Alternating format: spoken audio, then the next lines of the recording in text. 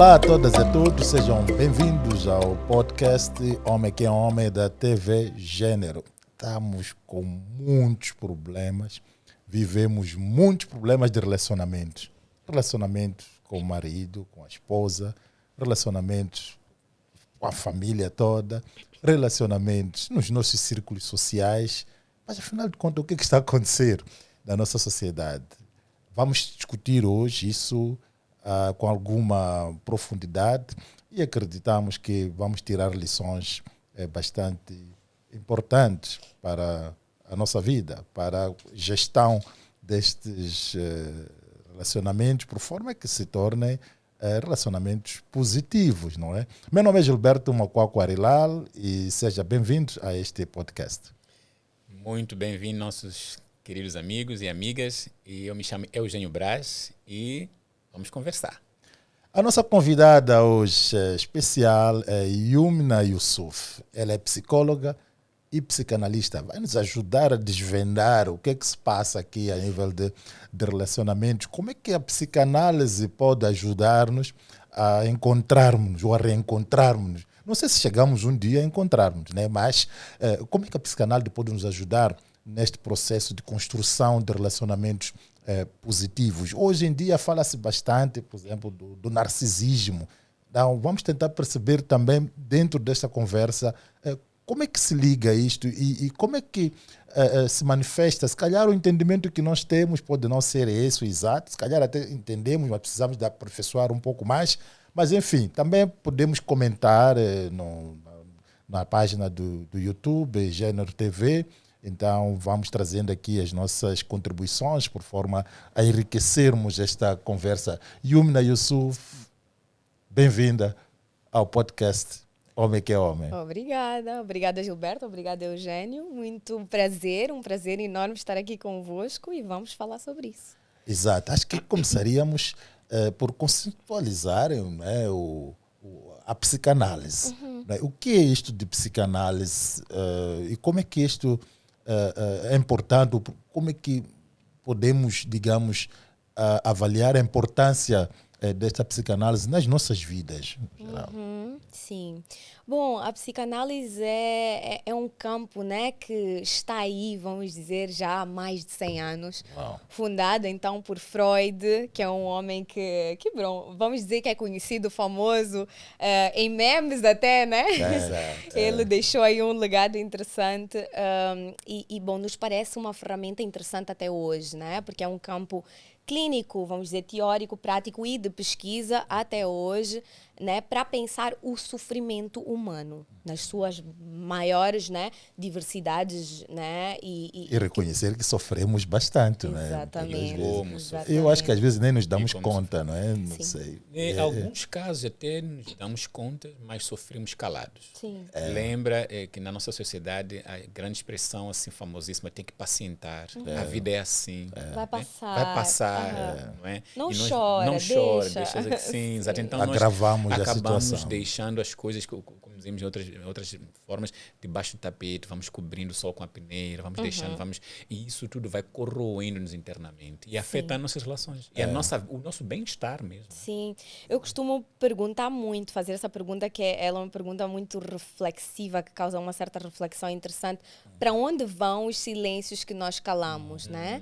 Porque assim, nós estamos num momento também da nossa atualidade em que a gente não tem tempo para sofrer. Isso. Né? Ainda falávamos estes dias sobre isso e debatíamos o quanto é difícil esse momento que vivemos hoje de não ter tempo para nada, o quanto as demandas estão cada vez mais excessivas, e isso a nível de saúde mental vai sendo um problema, vai sendo uma questão, porque cada vez mais a gente cala os nossos sofrimentos. Exato. E aí o problema é que se pensa que quando a gente cala, eles ficam quietos. Isso. Mas essa é a maior mentira, é a maior falácia que Exato. temos. Quanto mais nós calamos, mais faz barulho. Né? Só que acaba saindo por outras vias, por vias indiretas. Seja por uma doença, né, física que venha para o corpo, seja pela violência, seja pela repetição dos traumas que nós vivenciamos um dia, seja pelo quanto nós nos sentimos tristes em algum momento, né? depressivos, ansiosos, né? Nunca na humanidade se sentiu tanta ansiedade, né? O que isso quer dizer? Mas é impressionante que o que acabaste de dizer, Yumna, é justamente essa ideia que, por exemplo, principalmente agora, até que é predominante nas redes sociais, que não é uma plataforma que todo mundo tem acesso, é verdade, mas que a grande parte tem, uma grande parte, é justamente sempre projetar momentos de suposta alegria, de felicidade, não é? E que depois, na verdade, as pessoas que apresentam essa suposta alegria e felicidade, momentos maravilhosos e felizes, não estão, na verdade, muito bem, mas projeta. Se quem vê do lado de cá e vê... Pensa que está tudo perfeito. Está tudo perfeito com aqueles outros e eu é que estou mal. Eu é que não tenho, coitado de mim. Mas eu tenho que também projetar que também estou feliz. Eu também vou pegar lá, vou postar alguma coisa que aparentemente mostra que estou feliz e tudo mais. Entretanto, aquilo que você dizia de que nós calamos, os silêncios que nós calamos, ou calamos... Sim, Não é? acho que as duas coisas. Acho que as duas coisas. O silêncio grita. E o silêncio grita por quê? grita. Porque eu gosto, eu começo a imaginar que é algo que começa a fermentar. Sim, sim. Vamos, todos esses problemas nós colocamos debaixo de algo que está, ou dentro de algo que está fechado, hermeticamente, só começa a fermentar. E o fermentar produz álcool. E esse álcool quer explodir, explode de várias... Aquilo que você bem dizia, manifesta-se em vários... Escapa em algum momento. Sim. Violência física, violência verbal, doenças, não é? É impressionante esse aspecto. É isso mesmo. E a gente costuma dizer, né? O psicanalista é o último a ser buscado. Porque é quem vai... muitas vezes questionar certas coisas e abrir certas feridas que, mais uma vez, nós hoje em dia não temos tempo. Então a gente procura coisas mais imediatas, soluções mais imediatas. A gente vem debatendo na saúde mental muito a questão da hipermedicalização, né? Essa coisa do vou tomar um remédio e isso passa e pronto, e não vou mexer no assunto. Mas que consequências isso tem, né? E as consequências a gente vê nos números, são gritantes, né? Por que o psicanalista é o último a ser buscado? Porque é quem vai, tu vais ter que tomar tempo, né, para poder pensar, olhar para ti, para as tuas dores, para a tua vida, para aquilo que tem a ver com a tua constituição e que tem a ver com o teu sofrimento atual. Então as pessoas pensam assim, eu vou no psicanalista, eu vou olhar para o passado. Só que o passado é um passado tracinho presente, porque ele está atuando em nós todos os dias, né? Essa foi Então, uma das podemos dizer que genialidades nós de Freud. demoramos muito nos conhecermos. Sim, como indivíduo. muitas vezes sim. Porque a gente também, a gente pode pensar assim, coisas quando doem na nossa história, é difícil ir lá, tocar nelas, né? Não é uma questão fácil, não é fácil um processo de análise. De forma nenhuma. Ele é doloroso, sim. Reviver Custa. emoções, sentimentos, Exatamente. experiências. Então, às vezes, eu prefiro, né? Não tocar nisso, deixa quieto que tá bem assim. Falar dessa questão da procura do psicanalista, Sim, estamos a falar de indivíduos, ajuda. né? Estamos a falar de indivíduos. Mas até acho que para mim seria interessante perceber se o Estado procura psicanalista. Uma boa pergunta. O Estado. Não O sei. Estado. Estado como um Estado. O Estado? Estado. Você procura o psicanalista? Sim, sim. Deveria? Não sei, eu estou a perguntar. Deveria? Vamos perguntar a Yumna. Olha, boa pergunta, não sei. Mas também acho que deveria. Porque se nós estamos a falar de saúde mental, que todos estamos cientes de que é um fenômeno tão Sim. sério e que afeta todas as dimensões, os aspectos da nossa vida. Sim, E nós sabemos que todos nós, em certa medida, sim. temos algum problema por resolver. E isso nós colocamos debaixo do tapete. Entretanto, nós interagimos na esfera doméstica com os nossos familiares ou com os nossos parceiros e filhos e na esfera profissional com os colegas de trabalho. Sim. E, de certa forma, isso vai ter impacto na esfera doméstica e na esfera profissional, né? pública. E o Estado, ele não é um objeto abstrato, é uma instituição abstrata que é materializada ou manifesta através de pessoas. Claro, não é? com certeza. E essas pessoas vêm de uma família que tem esses problemas, Sim, tem sua história. tem sua né? história. E como é que esse processo é isso aí? Sim, exatamente. Porque o que dá para pensar é que, assim, obviamente, e a gente sabe que não é dado ainda a ênfase o suficiente para as questões de saúde mental. Isso é algo que ainda temos muito a caminhar, né? E o que acontece? Essa questão das famílias, né? Realmente, o que incomodou muito quando Freud aparece e fala sobre a sexualidade, sobre o sofrimento humano, sobre o inconsciente, né? Ele vem e diz assim uma frase que causou muito alvoroço, que ele diz assim, o homem não é tão senhor assim em sua própria casa. Porque a gente tem a tendência de querer controlar e de achar que a gente controla a si mesmo. Mas isso não é verdade. Até a pressão social nos tenta... Nos coloca isso. Exato. Exatamente. E Estar no aí, o controle. que acontece a nível do inconsciente é que o inconsciente nos controla muito mais do que nós gostaríamos, porque a nossa história nos marca, quer queiramos, quer não. Ela cria seus efeitos, quer queiramos, quer não. Exato. E aí, esses efeitos, eles vão aparecendo sem querer. Por isso é que muitas vezes os pacientes que nos procuram vêm dizendo assim, eu não entendo por que eu repito ou se repete na minha vida este mesmo tipo de relacionamento que me faz sofrer todas as vezes. Né? Porque tem algo ali que está marcado naquele sujeito que vai fazer que o efeito disso é a repetição. Né? Então se repete na minha vida aquilo que eu de alguma forma não pude elaborar.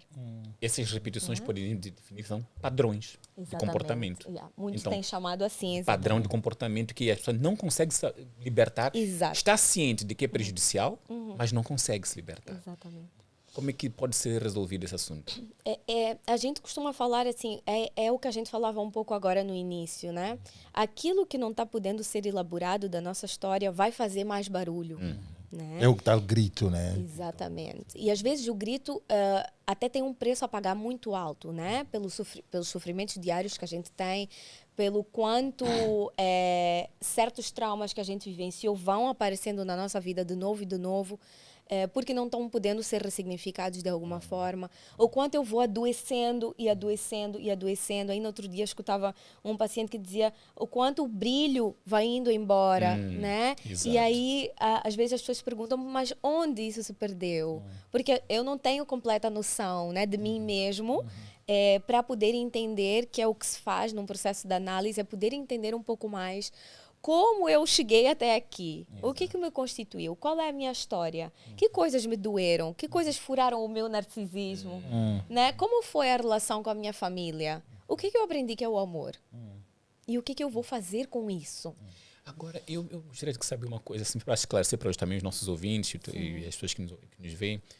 O que a psicanálise faz para ajudar esse processo, seja de cura, de ressignificação, de tratamento, vamos supor assim. O que ela faz? Como é que são os procedimentos? Pronto, então a ideia da psicanálise, que eu desde o momento que escutei, né, minha primeira aula de psicanálise achei interessante, como a psicanálise vai olhando para cada sujeito de forma muito individual.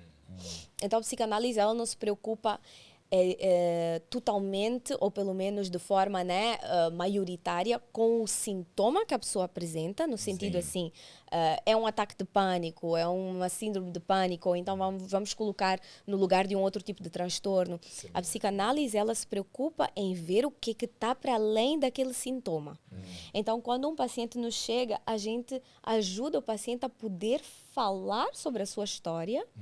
Claro que certos pontos vão nos chamando a atenção a nível dessa constituição psíquica e como ela se deu, para poder associar a essa história ao sofrimento que a pessoa carrega na sua atualidade.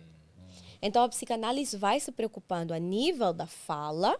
Tem uma paciente do Freud que nomeou assim, não foi ele que nomeou assim, isto é a cura pela fala. Porque ele hipnotizava as pacientes primeiro. Sim. E aí foi vendo que a hipnose não dava para todo mundo. Era um método que deixava o paciente extremamente vulnerável, né? E aí chega uma paciente que é importante para nós na psicanálise até hoje, que fala assim, deixa-me falar, né? Então ela nomeia a cura pela palavra, o talking cure. Exato. Né? Então, pela fala, a gente vai podendo ir entrando em algumas questões que são importantes na vida daquele sujeito e que têm a ver com o porquê que o sujeito está se queixando de certas coisas naquele momento atual. Exato. Então, vamos podendo, a partir dessa forma, né, a partir disso, ressignificar, assim como vocês falaram, algumas questões da vida e poder ajudar o paciente a, quem sabe, poder encontrar um outro caminho que esteja um pouquinho mais tranquilo para si. A psicanálise, podemos dizer que ela é personalizada, nesse caso. Sim, para cada As caso. sessões são individuais. Individuais. Claro que há formas de trabalhar a psicanálise fora deste contexto clássico. A gente trabalha nisso a nível comunitário, sim, né? A nível de espaços públicos. Em termos de trabalhar com grupos ao mesmo tempo. Trabalha com grupos, tem muitas outras Então, formas, nas né? sessões de diálogo também poderemos, diálogos entre homens e rapazes, Sim. mulheres reflexivas, nós podemos aplicar a psicanálise. Sim, porque ela vai ajudando a ter assim um olhar um pouquinho mais aprofundado daquilo que está a olho nu. Ela vai tendo, a psicanálise ajuda-te a ter um olhar mais atento às questões complexas do psíquico humano, como às vezes o sujeito não consegue sair das situações onde está e o porquê, e o quanto muitas vezes aquele lugar do sofrimento pode estar a ser até um lugar de certo conforto, entre muitas aspas, tá? Porque é aquilo que eu aprendi, é aquilo que eu vivenciei, é aquilo que ficou fixado em mim, e que para poder sair disso eu preciso de elaborar isso que aconteceu. Eu preciso de elaborar essa pergunta daquilo que fizeram de mim e o que eu faço com o que fizeram de mim. Porque todos nós temos uma história. Um dia nós éramos completamente vulneráveis e não tínhamos absolutamente formato nenhum de independência, né? Nós, os seres humanos especificamente, em que teve que ter um outro ser humano, ou vários outros, que me cuidaram e fizeram algo de mim. Então, esse é um lugar completamente alienado do bebê, né? Que vai tendo marcas e vai captando essas marcas a nível inconsciente e quando adulto essas marcas vão reverberar. Então a psicanálise vai trabalhando essa história do sujeito que o sujeito carrega nas costas que às vezes pesa demais. Né? Então podemos dizer que as experiências da infância de todos nós, elas vão condicionar e em muitos casos determinar padrões de comportamento, experiências até afetivas, e vão, de certa forma, também participar ou influenciar nas nossas relações afetivas, com o namorado, marido, esposo, com certeza. Completamente. Então, quer dizer que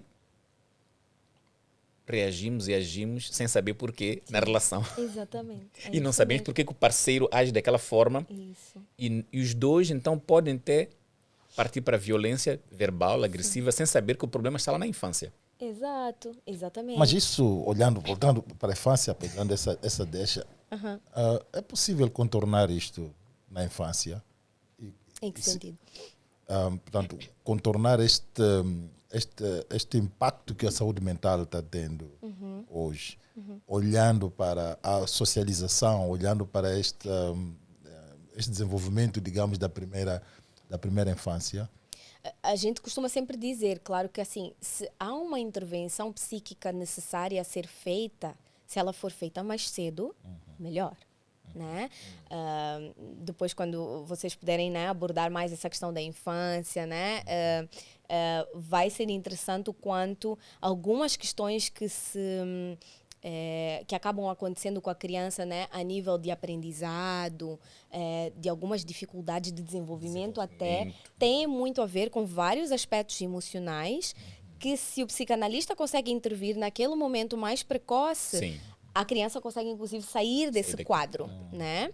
Então, é claro que também se a família puder ter um pouco mais de noção destas questões, puder também procurar ajuda, porque, assim, todos nós estamos atravessados, né? Pelas nossas questões. Isso. E aí, quanto mais nós pudermos tentar elaborar essas questões de alguma forma, mais tranquilo poderá ser o jeito como eu me vejo. Porque às vezes eu projeto algo no outro, né? Que tem a ver comigo mesmo e eu não tenho noção disso. Isso. E se eu tiver um pouquinho mais de noção a partir de um processo de análise, por exemplo, eu já vou entendendo que, opa, essa sensação é minha. Eu vou ver o que aquilo me incomodou, mas está comigo, não está no outro. É aqui onde entra o narcisismo. Sim, exatamente. O narcisismo, para a psicanálise, né, hoje tem se falado muito sobre narcisismo e no senso comum acho que vai tendo assim um panorama específico, uma ideia específica, mas na psicanálise é um conceito muito importante para nós, porque tem a ver com um certo momento do desenvolvimento do bebê, né? Muitas vezes, quando o bebê nasce, tudo gira à volta, né? Dele. E esse eu falava... de todos, né? Exatamente. Eu falava disso num processo de alienação. Mas depois, ao longo do crescimento, o bebê vai precisar de se separar. Né? Vai precisar se separar para se desenvolver, vai precisar se separar para um dia preparar-se para ser adolescente, adulto, para poder fazer suas próprias escolhas. A experiência dele para a escola, começar a separar-se da esfera doméstica, é um trauma para a criança. É muito difícil, exatamente. Então, o narcisismo vai tendo a ver com essa relação autoerótica, né, dizia Freud, essa relação do bebê, da criança consigo próprio, né? E aí o que acontece com o amor é que o amor toca exatamente nesse narcisismo em nós, em todos nós, né? Todos nós temos as nossas questões narcísicas que quando vem o amor toca exatamente naquele ponto tão interno. E por isso que o amor é complicado, né? Muitas vezes. Porque tá a tocar naquilo que eu carrego em mim que às vezes eu nem sei que tá lá. Yeah. E aí a coisa se complica, e a gente sempre diz que o amor, em alguma medida, é um desencontro, porque eu vou ter que me deparar com as minhas faltas, com a falta no outro, e cada um do seu lado onde está vai olhando para as situações numa perspectiva, porque tem a ver com a história que aquele sujeito específico carrega, que é diferente da do outro. Então, às vezes eu digo assim, mas eu disse isso a ela e ela entendeu outra coisa completamente diferente, porque ela está num outro panorama imaginário, completamente diferente do meu. Mas é interessante, né, que nós falamos de narcisismo e as pessoas falam de narcisismo, e só para até esclarecer, terias como só dizer como é que surge, por que se atribui a Narciso? Esse comportamento. Só para poder ajudar. Tem o mito do Narciso, né? Exato. Que Freud se apoia nesse mito para pensar essa questão importante psíquica, que o Narciso olha, né, para a água, vamos dizer, não havia espelhos naquela época, olha para a água e se apaixona pela sua própria imagem. A água lá do lago, né? Exatamente. Do lago. Então ele olha e exatamente. Ele vê o seu reflexo, vê a sua imagem e se apaixona por isso. Então, por isso que hoje em dia tem se associado muito o narcisismo a essa questão de alguém que está muito centrado em si mesmo e aí vai causando um certo sofrimento a outro, né? A outro sujeito, que seja numa relação, ou seja como for, porque não consegue se desprender do amor à sua própria imagem. Mas a psicanálise repensaria um pouco isso em certos aspectos mas vamos olhar um pouquinho melhor. Será que, às vezes, esses casos, esses que eu estou a dizer que tem se nomeado muito hoje em dia, tem a ver com um amor à sua própria imagem? Será que é isso? Será que podemos pensar um pouco melhor? Porque às vezes até tem a ver com um ódio à sua própria imagem. E aí, a agressividade que eu tenho em relação a mim mesma, no meu sentimento inconsciente... A necessidade de afirmação, ou autoafirmação. Eu vou precisar projetar para fora essa agressividade. Mas ela, às vezes, está lá num ódio por si próprio. Né? E aí, esse ódio por si próprio, porque é inconsciente, não sabemos o que fazer com isso, ele pode ser colocado para fora. O narcisismo tem cura? Quando a gente acaba falando da sua própria história, elaborando algumas coisas das relações, do quanto algumas separações são difíceis, o quanto a gente, né, às vezes carrega a história dos nossos pais nas costas e faz algo parecido com eles mesmo não querendo, quando a gente pode ir tocar nestas questões narcísicas, que é tocar na sua própria história, às vezes é muito interessante o quanto o efeito disso é conseguir se desprender dessa história. Né? Então, a gente pensa que a gente se desprende da nossa história quando não fala sobre ela. Mas é absolutamente o contrário. Eu preciso falar sobre ela para eu conseguir deixar que ela seja um pouquinho mais leve para mim, que ela não me pese tanto, que ela não me doa tanto, que ela não seja um capítulo assim tão decisivo para a minha vida e que seja apenas mais um. Né? É a partir desses processos, né, de poder falar sobre si que, ao contrário, então, né, como eu dizia, às vezes eu vou conseguindo elaborar de uma forma que eu consigo estar um pouco mais em paz. E isso também quer dizer, que, pelo que entendi, compreendermos por que é que comportamos de certa forma. Sim. É um grande passo para nós podermos lidar e entender por que os outros também reagem de certa forma. E também, até por certo, pode nos ajudar também a entender que os outros têm as suas dificuldades na sua história, na sua infância, e de tal modo comportam-se daquele jeito, e que a solução não passa simplesmente por dizer assim, olha, tu tens que parar de fazer isto. Sim. Não vai parar, não? Todos nós Aliás, sempre... exato, segundo então, as histórias narradas, o que temos estado a ouvir por aí, ou temos estado a ver, é que quando as pessoas reclamam dos seus relacionamentos, e sobretudo esses relacionamentos com esse cunho narcisista, é que é como se nem estivesse a acontecer um diálogo, às vezes. Sim. Como que Sim. cada um fala para o seu canto, quer dizer, nunca chega a se entender. sim. Sim. E até dá a impressão que até outra pessoa pode estar a escutar. Está a escutar tudo que você fala, Mas não escutativa. mas não escutativa. E não faz absolutamente Não nada. para o diálogo. E depois veja, vai até a repetindo as escuta mesmas é uma coisas. escuta defensiva para contra-atacar. Sim, Exato. A gente claro. ouve Exato. simplesmente para identificar erros aqui, acolá, ou inconsistências para poder revidar. Quer dizer, Sim, todos nós escuta ficamos... para Então, responder, para não responder, para ouvir. não né? para ouvir. Os amores na nossa sociedade estão em crise. Uhum. Sim, sim, sim. É o que temos Podemos dizer escutado, né? É o que temos escutado. É o que temos Amores. escutado, é o que está nas conversas de café, é o que Mas está nas nunca conversas tivemos do uma bar. sociedade tão romantizada ou romancizada. Entretanto, o amor está Sim, em integração. está difícil. Está difícil. Nós romantizamos tudo, e até o 14 de fevereiro temos Claro. e tal. O amor está no ar, entretanto, o amor está na pior fase, provavelmente, não seria? Sim. Ou está no ar sinto- disperso, né? Sim, sim. Eu sinto que para pensar isso, a gente precisa pensar isso, né? O que se passa com a nossa sociedade atual? Porque nós vivemos uma sociedade hoje da imagem, Sim. né? E do ideal. Então, O tu ideal. falavas sobre isso, né? A questão de eu postar uma coisa e parecer tão completo e perfeito, né? Tão completo e perfeito, enquanto o outro me vê, então dessa forma completa e perfeita. Isso. E essa imagem que eu preciso passar e o outro vai passando e tudo vai virando um grande ciclo. E aí, o que acontece com isso, assim?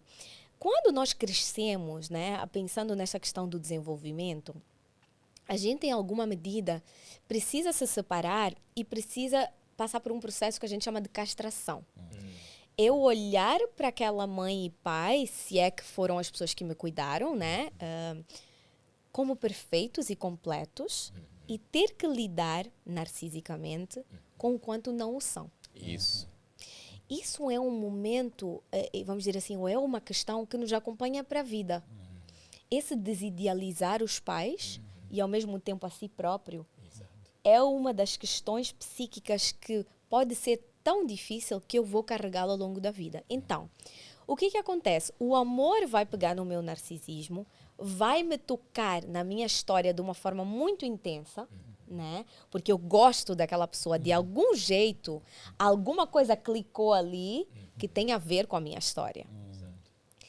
Então, muitas vezes o amor, ele vem carregando esta questão do ideal.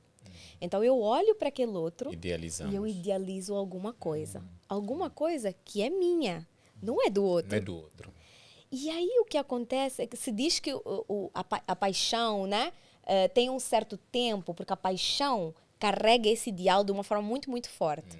E às vezes se costuma dizer, né, essa paixão precisa depois passar para a fase do amor, Sim. que se diz que é uma fase mais calma.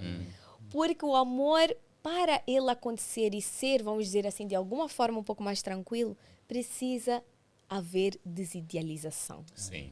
né?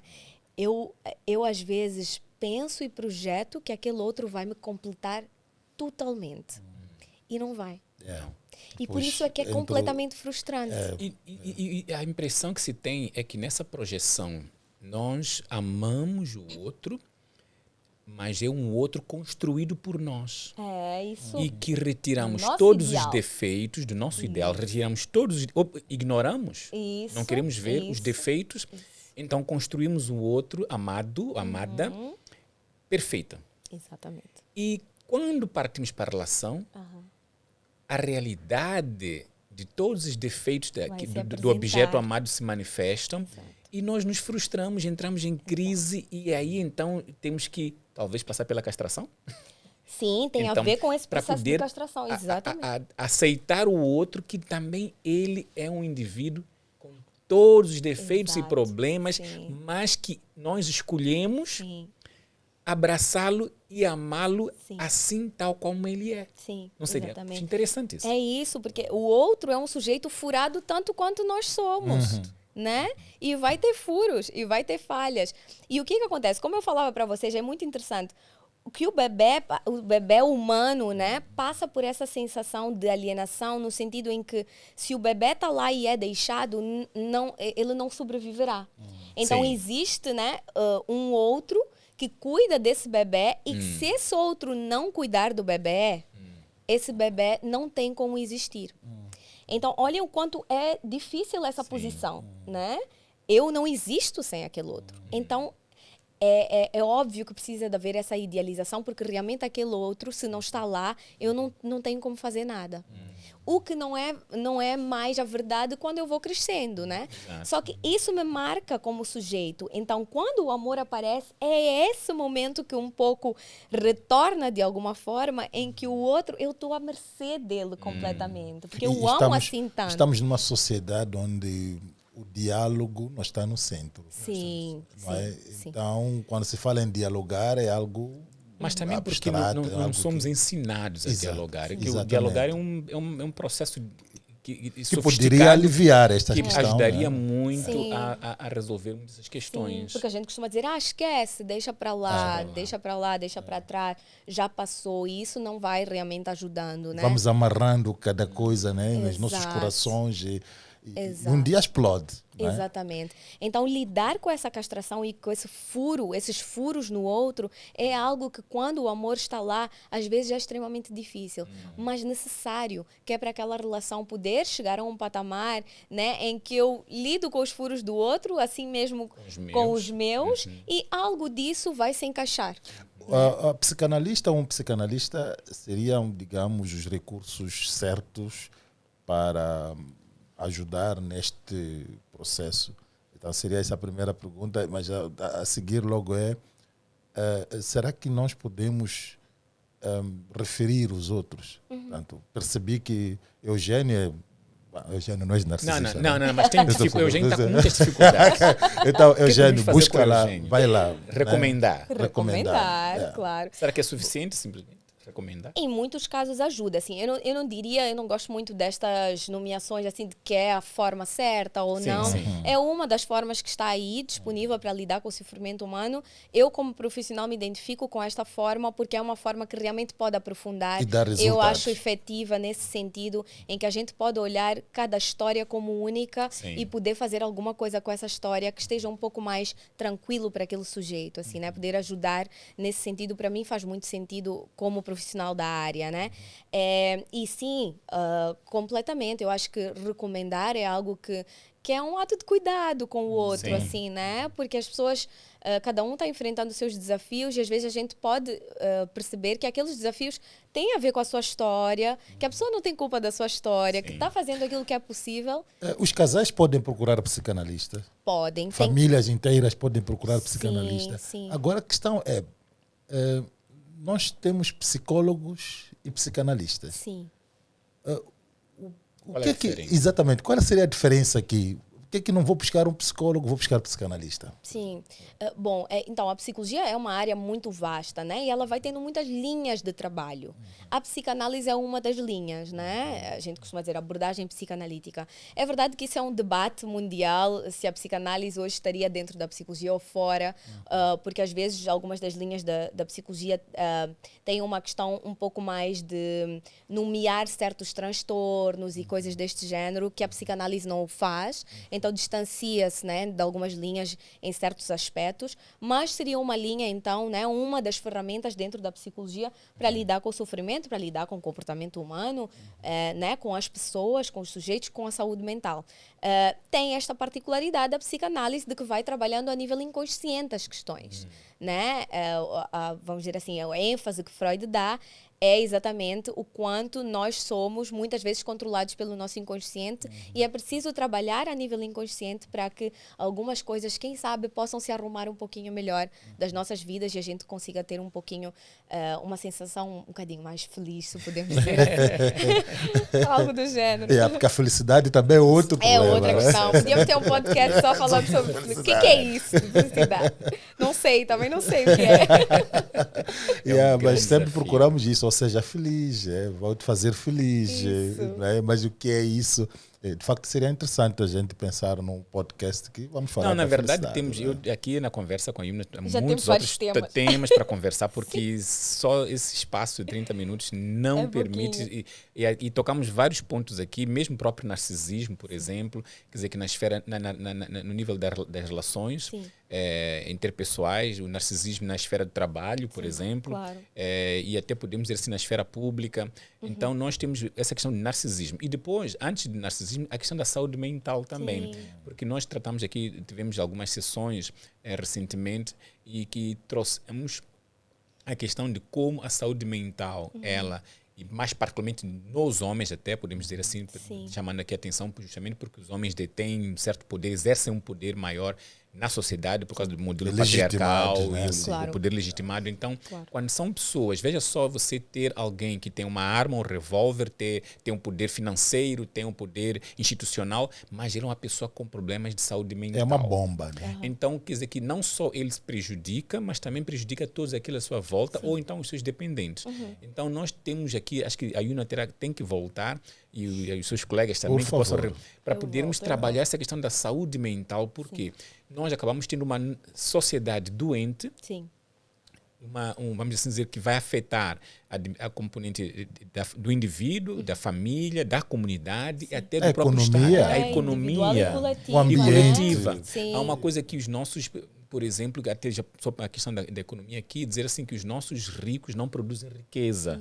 Isso também tem alguma questão a nível do comportamento, da questão dos traumas, dos problemas que nós aqui podemos aqui rolar. Tem questões também a nível dos relacionamentos, a violência física, a violência baseada no gênero, que é resultado do problema de saúde mental. Temos questão na educação, por exemplo, a relação professor e aluno, que também lá os problemas de traumas, narcisismo, saúde mental também se manifestam, e para não falar porque até do governo, não é? Quer dizer, que a nível da política, não é? Que a saúde mental se manifesta também lá. Então, se nós entendermos melhor a necessidade de podermos lidar com esses problemas e tratá-los, compreendemos as nossas limitações, nossos furos, como você dizia, né?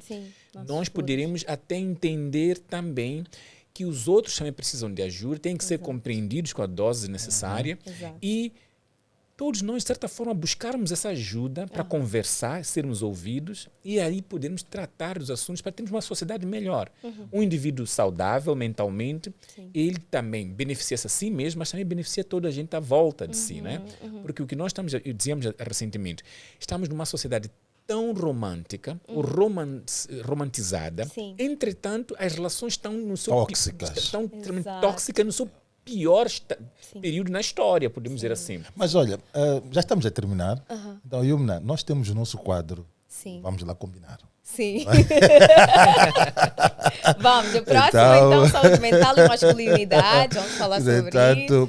Não vamos lá combinar de hoje. Esperamos que aqui, na verdade, há muitas mensagens que Yumna ela pode passar. Passou. E pode mas gostaria, talvez, de destacar uma que é para reflexão, né? Para que combinemos, para o bem-estar individual, o bem-estar social, portanto, de todos e todas nós. Qual seria a mensagem para vamos lá combinar neste aspecto da psicanálise e, sobretudo, focado na saúde mental? Eu diria que é duro e difícil, mas é importante a gente lidar com a nossa própria história. Né? É importante poder pensar na história que a gente carrega e que efeitos ela faz para nós mesmos. Eu diria que esse talvez seja o ponto assim que eu posso deixar, que eu acho fundamental, porque lidar coloca uma ideia muito abrangente, né? Porque todo mundo está fazendo aquilo que pode, né? Mas como eu dizia em algum momento, os silêncios eles têm seus efeitos e fazem barulho bom, talvez possa ser interessante poder lidar com esses silêncios de alguma forma, né? Vamos lá combinar. Vamos lá lidar. combinar, vamos lá Vamos lidar com combinar. os nossos silêncios. Porque os silêncios, eles gritam, fazem barulho. E a forma como esse barulho é feito traz impactos nefastos na nossa vida e na vida de outras pessoas. Então, Yumna, muito obrigado Eu que pela agradeço. presença. Primeira de muitas. A primeira é de muitas, né? Eu já tive a oportunidade listinha já. de conversar com a Yumna no programa Homem que é Homem, Sim, Mãe, não é? sim. E foi muito interessante. Depois foi um dos programas que teve muitos comentários, né? E achei que não seria de bom tom não trazer a Yumna aqui. com certeza. Acreditamos que este programa também vai ser muito importante para a vida da nossa sociedade, que está claro que estamos todos e todas doentes e precisamos de ressignificar as nossas vidas. Não, com certeza, Yumna, é fantástico, e nós temos que de facto conversar sobre isso, porque vamos descobrir que está na raiz de todos os problemas que nós enfrentamos, a nossa história. E temos que fazer um reencontro com a nossa história. Isso. Temos que encará-la, olhar para essa fotografia, na verdade é um vídeo, né? Porque é dinâmica. É um vídeo da nossa história. É um grande vídeo. E podermos encará-lo sem embelezar, Sim. sem colocarmos alguma coisa debaixo do tapete. Temos que aceitar que ali está a base que condiciona nossos comportamentos, nossas atitudes, padrões de comportamento que muitas vezes são tóxicos. Para terminar, Yumna, Eu dizer muito obrigada e estarei de novo aqui sim Com para poder certeza. falar mais. Para mim eu acho importante poder passar essa mensagem, acho importante quebrar o silêncio, né? Quebrar o ciclo é poder exatamente começar a falar sobre algumas coisas e acho que é isso que estamos a fazer aqui, então estou super disposta a voltar e aí Com certeza. seguimos conversando e conversando. Muito obrigada. muito obrigado, Yumna. obrigado. Foi um prazer também estar na vossa companhia, não é? Porque acreditamos que aprendemos bastante com esta conversa e que este também digamos, uma característica deste podcast Homem que é Homem. Esperamos por si na nossa próxima edição. Não deixe de comentar no nosso Gênero TV. Até lá.